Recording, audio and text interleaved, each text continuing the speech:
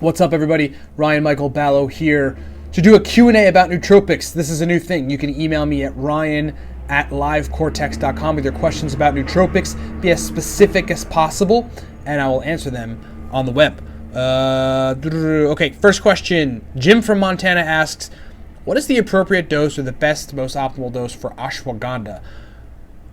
Ashwagandha is an Ayurvedic herb. It's an adaptogenic herb that is pretty old. And like thousands of years old.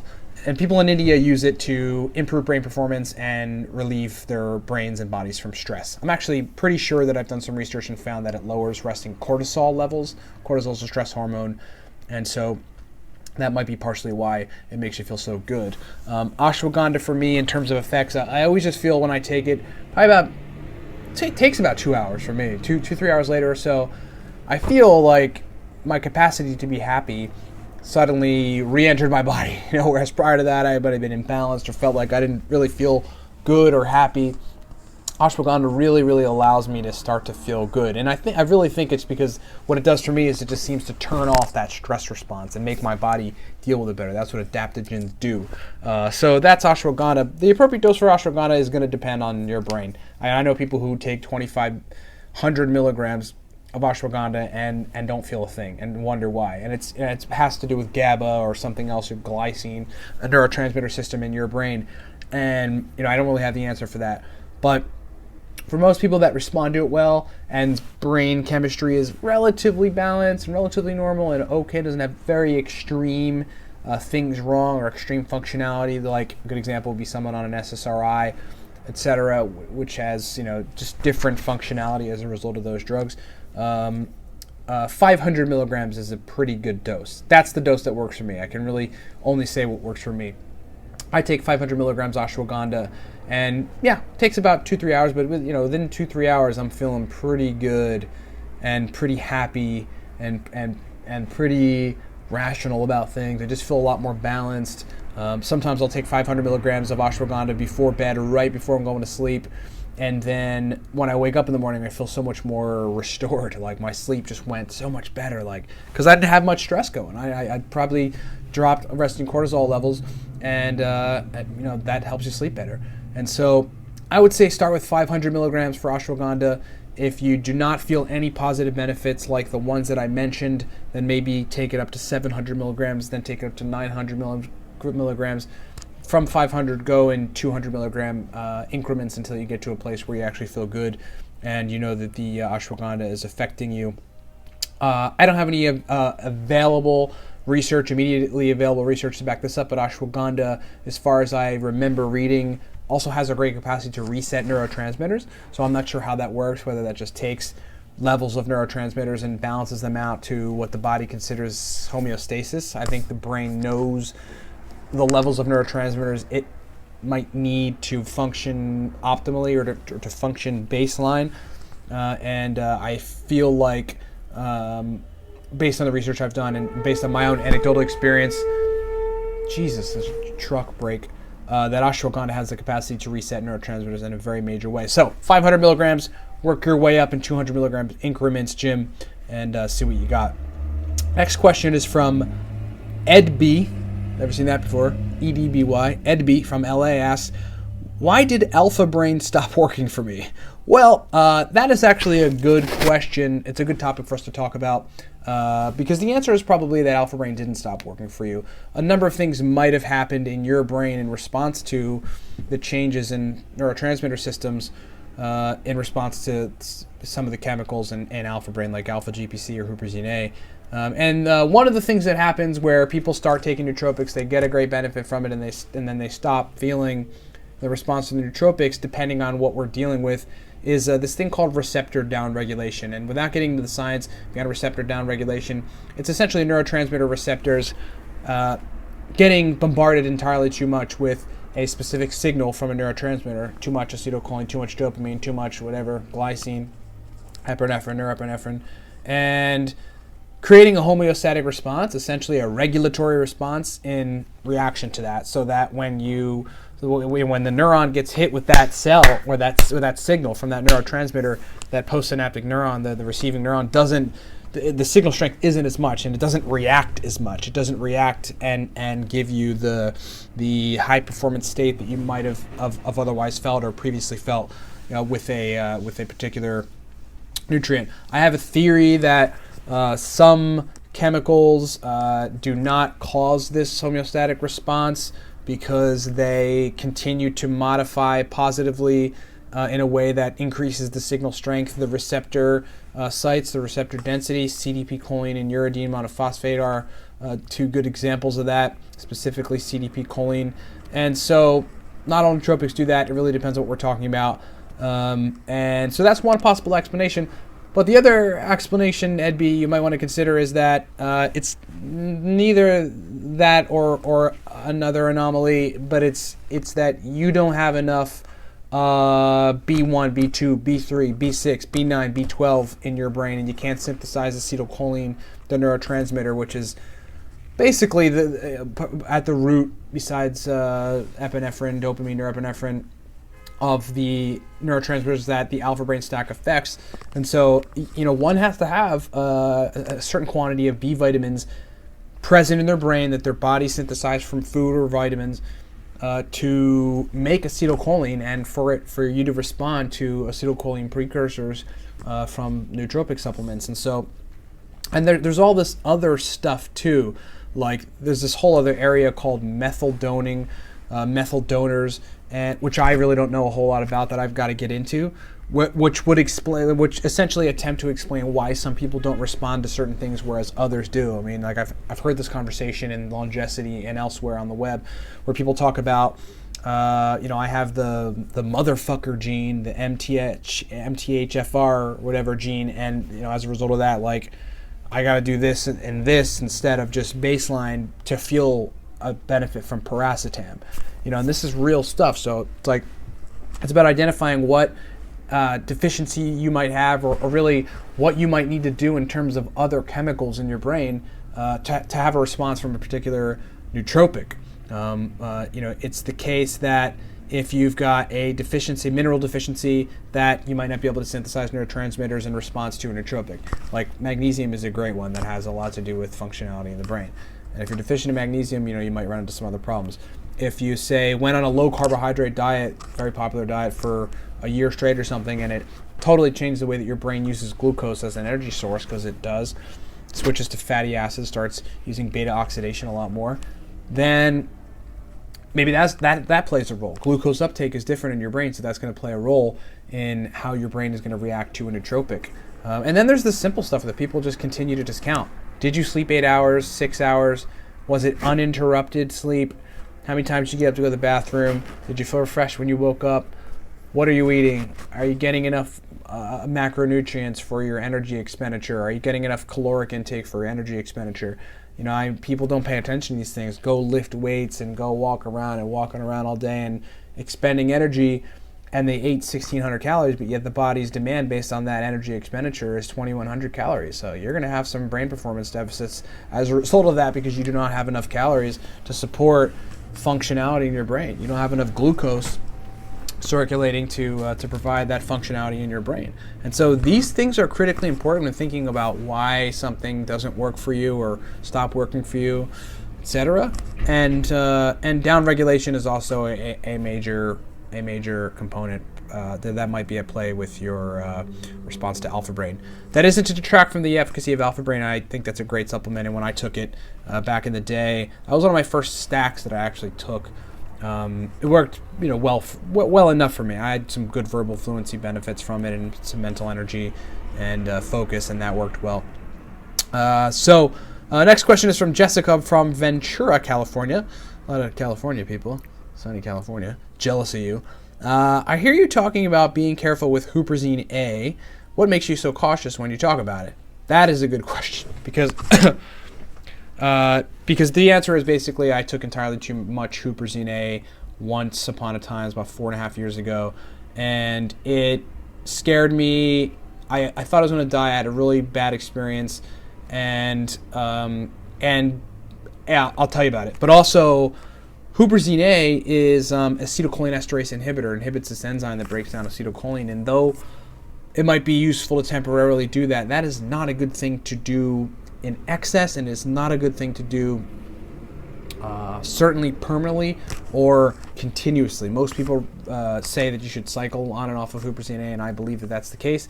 And I think that it should be considered that one of the war tactics that people use in war against enemies is mustard gas and other sort of chemical agents used in wartime that are acetylcholinesterase inhibitors, just like Huperzine A is. The difference is that they are irreversible acetylcholinesterase inhibitors, in that they will irreversibly inhibit acetylcholinesterase, so that you just keep producing acetylcholine, and then eventually you run into acetylcholine toxicity, which is what I ran into when I took too much Huperzine A.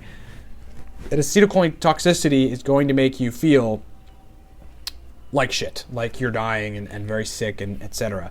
Years ago, I took about 1,000 micrograms of Huperzine A, and that was because I was just getting into nootropics a little bit and didn't, I'd taken some other nootropics, but I didn't respect the warnings to dose very clearly, very granularly, like 200 micrograms is the highest tolerable dose, 200 to 400 micrograms for Huperzine A. I eyeballed about 1,000 micrograms of it in a water cap and just threw it down. Worst idea. About 30 minutes later, I was throwing up. For about the ensuing 6 hours, I kept throwing up on and off every 10, 15 minutes. I couldn't move. The room was spinning. I felt dizzy. I felt vertigo, and I felt very, very doom and gloom. It was very, very bad. Very, very bad experience. I eventually ended up falling asleep, and the weirdest thing happened. My brain was functioning really well because I had massive acetylcholine stores, just in my brain. My brain was functioning really, really good. I remember sitting there thinking about math problems, but I was asleep. My brain was awake. And as I went to sleep, as you go into sleep paralysis that happened to me, and I was conscious of it, and it was the scariest thing ever. I couldn't move. I was like, oh, this is so weird. My consciousness was there. My body was asleep, and I knew something was wrong. I felt like I potentially would die. Of course I didn't. I was fine. I was just too worried, worried. But very bad experience, very psychedelic experience, very bad experience. Since then, I've only dosed 30 to 50 micrograms of Huperzine A without a choline source, and it's been, perfect for me. The one time I dosed above that at 200 micrograms, I started feeling weird again. And dosing, for me at least, dosing anything above 50 micrograms with a choline source, like with alpha GPC or something, of Huperzine A, and I get vertigo. It makes me, that's one of the side effects of acetylcholinesterase inhibition activities. You get a little dizzy, you start to feel a little off center and off balance. And so I've just had a bad experience taking it in excess. That isn't to say that other people will too, but I would say I just caution people, start at 30 to 50 micrograms of Huperzine A and work your way up to 200, stop there. You do not need to take more than that, and you don't want to be inhibiting acetylcholinesterase for a very long time. There's a ton of research behind that. There's a lot of anecdotal experiences behind the idea that might not be a good idea, and people generally, it's generally recognized as the thing to do to cycle Huperzine A. So this is why the caution, Jessica. Hope that makes sense. Marcus from Florida asks, I do not get a benefit from most nootropics, and I can't figure out why. This might be just a complete anomaly. It definitely has to do with your brain chemistry. But again, this kind of comes back to our other question that Edby asked about alpha brain, and that's that your brain's makeup is going to determine how you respond to nootropics, and you have to look at other factors and find out what might facilitate the brain's capacity to be responsive to nootropics, what might inhibit the brain's capacity to be responsive to nootropics, and how you can fix that by supplementing with something or by meeting a macronutrient deficiency, etc. I come back to the B vitamins all the time because in a lot of cases, for a lot of people, they are B deficient, B9, B12 specifically deficient, and as a result, they can't synthesize neurotransmitters in a way, or neurotransmitters can't fire and function in a way where they would be receptive to the benefits of a nootropic product. You need, you take paracetam and a CDP choline or something, and you're going to need B vitamins to synthesize all that acetylcholine that paracetam is putting into use. Aniracetam, same thing. It puts acetylcholine, this neurotransmitter, into use in various areas of the brain more so than typically is used. like the hippocampus is a good example, where there's more acetylcholine being released when you take aniracetam or some of the racetams than normal. And so if you don't have the neurotransmitters in place via the B vitamins to help you synthesize those neurotransmitters for nootropic to work the way that it's supposed to, based on its usage of the said neurotransmitters, it's not going to affect you. It's not going to affect you the right way. Then, of course, there's alcohol. Have you drank recently? I mean, that's one of the things that delays the onset of nootropics for most people, is alcohol intake. If you drank a lot last night, you take a nootropic the next day at 10 in the morning thinking you're going to feel like you got some brain function again, not going to happen. You know, for me, even the most powerful nootropics to me, you know, like really powerful to me, is 500 milligrams of Shankapushpi. It's an Ayurvedic stack, essentially, of 4 different compounds, but it's put together, and 500 milligrams of artichoke extract. That stack is like super memory stack for me, but if I drank the night before a lot, you know, it's not gonna onset as good. Cortex kicks my butt every time I take it. You know, verbal fluency in 30 minutes, memory functionality in 30 minutes, mental energy in 30 minutes, and I'm good for 6 hours after that or more the rest of the day. But if I drink alcohol the night before, the onset's different, you know, whereas normally it's 30 minutes, the onset might be 2-3 hours, really. It might actually be 2-3 hours. The liver has to process the alcohol still. The liver has to process cortex. So what if it's still processing alcohol, trying to rid your body of it, and, you know, it's sort of putting cortex and other chemicals and other processes that it's going to engage in on hold because it needs to finish processing the alcohol. It's a very, very strong possibility there. So, yeah, I mean, so you really have to think about all these different variables. Do you have enough B vitamins? Do you have enough other neurotransmitters? I ran into a problem where I didn't have enough catecholamines, epinephrine and norepinephrine. I don't really know about dopamine. I couldn't measure. But I was feeling really unmotivated, really stressed out at 2-3 p.m. I was broken. My brain was broken. I couldn't figure out why. I wasn't really reacting to other nootropics either. I was taking pramiracetam, trying to figure out, I didn't respond to it, and now I do respond to it. And the answer was I needed to take a catecholamine precursor nootropic. I started taking L-tyrosine. Within 2-3 days, I started feeling normal again, started feeling optimal again, started feeling motivated again.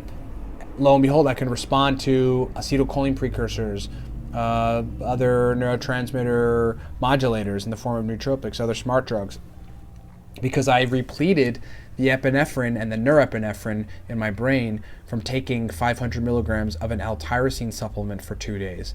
And then I took it consistently for like months thereafter to really make sure my levels were repleted. And then I got to the point where I was feeling very anxious, so I realized I had repleted all the epinephrine.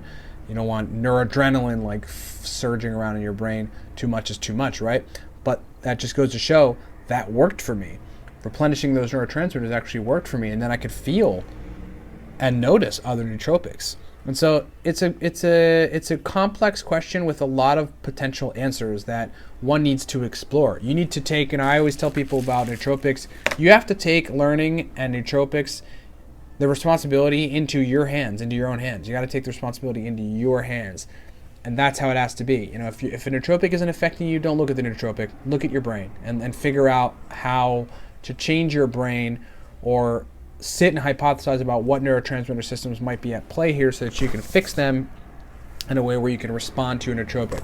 I often see people shallowly say, I took whatever thing and it didn't do nothing for me. It sucks, right? Whereas there's 10,000 other anecdotal experiences out there where people loved it and got a good benefit from it. I guess the nootropic itself sucks, right? Of course not. Your brain is different. You're deficient in B vitamins. You're hungover. You didn't sleep well. You're not eating the right things. You have a glucose uptake problem, etc., etc., etc., etc. Take responsibility for your brain when it comes to nootropics. And I know that sounds weird or crazy because people aren't used to that when it comes to supplements. But I don't know why people never were used to that when it comes to supplements as well, especially brain supplements, because that is the case. You know, when you start getting into cognitive biohacking, it is your responsibility to understand what's going on. You know, why would you take something that's going to affect neurochemistry when you don't understand at least kind of what's going on, at least the sort of baseline level what's going on? It'd be a bad idea, right? You should really understand what things are doing. And that's why with Cortex on the site, we try to explain as much as possible about the ingredients and what they do so that people can understand what they're getting into with Cortex. And they can look at the individual ingredients. Oh, uridine monophosphate facilitates neurite outgrowth. CDP-choline is a precursor for acetylcholine, as well as a receptor density change modulator for dopamine and acetylcholine. Artichoke extract has some cholinergic properties, neurite outgrowth properties. Bacopa monnieri, an adaptogen, helps you deal with stress better. A little bit of mild acetylcholine esterase inhibition properties, very mild, and dendritic growth capacity. Wow, now I understand what's going on, right? It's like we try to make that clear, and people going into nootropics really should understand understand details. Last question is from Jesse from here in Pennsylvania.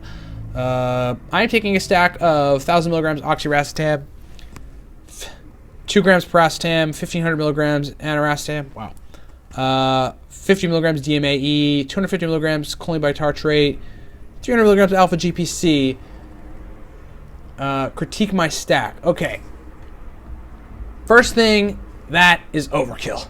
And I think this is a great question. I'm glad you asked this question, Jesse, because for new people in nootropics, this is a common thing. People just take way too much of everything, and it isn't necessary. And in many cases, what I think people are doing is they are rendering some of those nootropics useless. They're putting the brain in a place where it just can't synthesize enough acetylcholine based on the amount of acetylcholine being put into circulation from the racetams. And as a result, your brain isn't going to fire the way that it would normally if you had a good, clean brain from baseline, and then you took something minimal, something good and impactful but minimal, like 700 milligrams oxiracetam, 250 milligrams choline bitartrate, or one of the other choline sources. I would say, dimethylaminoethanol, DMAE. There's really not a point for DMAE when you've got another choline source in there. Even though DMAE is not specifically a choline source, it is part of the process, and it will eventually render acetylcholine in your brain. But it does so in a different pattern, a different order, in a different way. You've got choline bitartrate in here. You've got alpha GPC in here. I would take one of those out as well. You don't need one or the other. Choline bitartrate does supply the body enough acetylcholine to deal with the usage that the racetams will put into play. Alpha GPC will do the same thing. It's just a lot quicker and much more available to the brain via crossing the blood-brain barrier, based on the bioavailability of alpha GPC. So I would take that stack, and what I would do is take the aniracetam out, the paracetam out, the DMAE out, the choline bitartrate out, and I leave yourself with the 300 milligrams alpha GPC and 1,000 milligrams oxiracetam. Use that as a stack, see how it benefits you. And on a different day, go 1,000 milligrams aniracetam, 200 milligrams to 300 milligrams choline bitartrate. See how it affects you. Some people will take racetams and still get headaches when they take choline bitartrate. Or correction, when they take alpha GPC or CDP choline, the bioavailable choline sources, but not get headaches when they take choline bitartrate. I don't know the mechanism behind that. Who knows the mechanism behind that? But it is the case for a lot of people, and so you have to find out which choline source is going to work for you. But less is definitely more. You want to get your brain to the point where you're a hyper responder to nootropics, and the way that you do that is you make sure you are not deficient in any B vitamins. You've got enough all the other important micronutrients that matter for your brain. Magnesium is a major one of them, calcium another.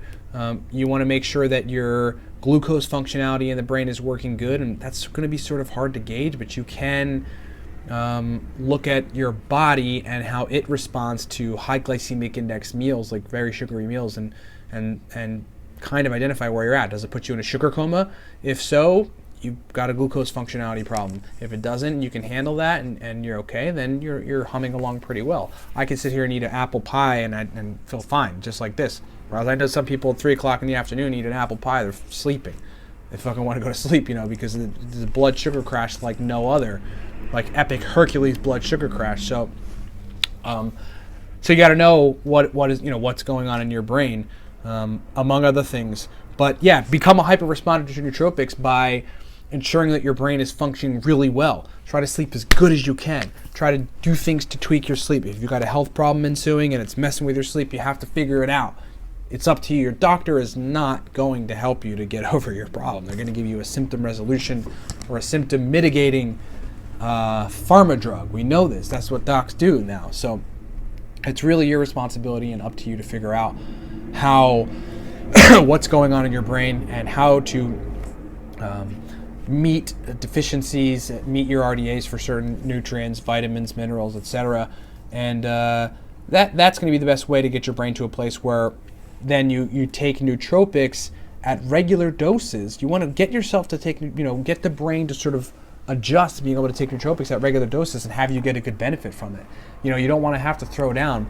I mean, Jesse's stack here is it's like 5,000 milligrams worth of stuff. Like that's a lot of stuff. And for some people that might have had some brain damage or something via some accidents, that might be useful, and it might be necessary for them to have large doses of racetams. But for a lot of people, I just don't think that that's the case. That you need so much of it, and you need to put all these stacks together. This is something that new people to nootropics often do, and it's a mistake.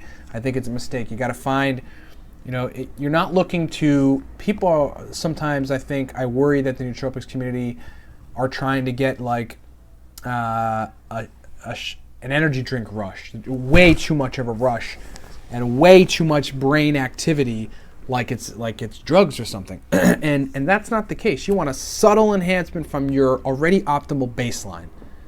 I'll say that again. A subtle enhancement from your already optimized baseline. That's what you want. And you want the outcome to be you're functionally, verbally fluent, and productivity is on point, and you can sit down and focus on something for a long time. Yeah, you want that to be the outcome.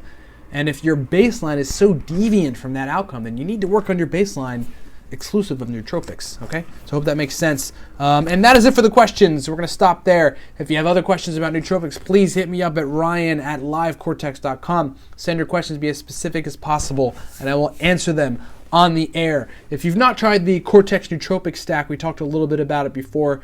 The primary ingredients are uridine monophosphate. This is like a killer out there in the nootropics community. It's been around for quite some time, and people are really starting to turn an interested eye toward uridine, as I did a few years back. Very, very powerful supplement, very inducing of neuronal functionality. Essentially, the combination of uridine and a choline source is a synaptogenic and a neurogenic stack. It helps the brain to grow new neurons. It's very, very powerful stuff. There's a lot of science behind it, and I'm not sitting here BSing you. It works for me. Turns on my verbal fluency, something crazy within 30 minutes, turns on my focus capacity above my optimal baseline within 30 minutes, and it lasts for about 6 hours. And I always feel a lot more mental energy from it. Some of the testimonials from some of the beta testers are guys like Sergeant First Class John Webb from Colorado in the United States Army. He's a recruiter now in Colorado, and has made more appointments using Cortex, taking Cortex, and that's actual people, has gotten more people to sign up for the Army, to sign up to be in the United States Army, and getting them started in a 2-week time period than he has in 4 months prior, whereas the only benchmark or the only identifier for success in the past has been mere appointments, that I've got a guy named Jeff coming in to talk about potentially joining the Army. Whereas, with taking Cortex, he's got the verbal fluency of a madman, and he's got the productivity of a madman. He's locking dudes down. People are coming in. People are signing up for the Army. And the United States Army is always recruiting. They are always recruiting, and they're always trying to close, and they're always trying to get you to join. So that, especially if Trump becomes president, we're going to be doing a lot more of that to rebuild our military. So, a lot of really interesting anecdotal experiences coming out from the beta testers. I know a guy who works at T-Mobile, and he always tells me, man, if I find myself off point, I take Cortex and I'm right back on. The dosage is perfect for me, and my verbal fluency always kicks up. I'm dealing with customers every day. It's so much easier. All the information is readily available and accessible in my brain, and I believe him, and that's what happens to me. That's what happens to most people that take Cortex. All the beta testers had really, really positive results, and I think you will too. So secure yourself a bottle of what's being called one of the most powerful natural nootropics out there on the market. It's killing it out there on the market. We're doing really well with sales on this thing, and I take it, I mean, I cycle on and off. I think you should cycle on and off of everything, but I take it as much as I can. I took Cortex this morning, and this was 5 hours ago, and I can still feel the verbal fluency and my brain functioning really well. So it's amazing. I'm sitting here doing this video. I mean, I'd probably be a little slower to my words, to access my words, if I didn't take Cortex, and I certainly wouldn't have the mental energy that I do now. Look at me. I have high energy anyway normally, but Cortex is a definite facilitator to that. So grab yourself a battle. We will be taking, I'm still working on taking the podcasts and converting them to YouTube format. Working on the next podcast, 007 for the LiveCortex Nootropics podcast, which is on iTunes. Please subscribe to that. That podcast is going to be about entrepreneurship and nootropics and the interplay. It's going to be really awesome for you business people. Thanks so much for watching. We'll talk to you next time. Remember, Ryan at LiveCortex for your questions about nootropics. Ryan at LiveCortex.com. I will answer them on the air. We'll see you.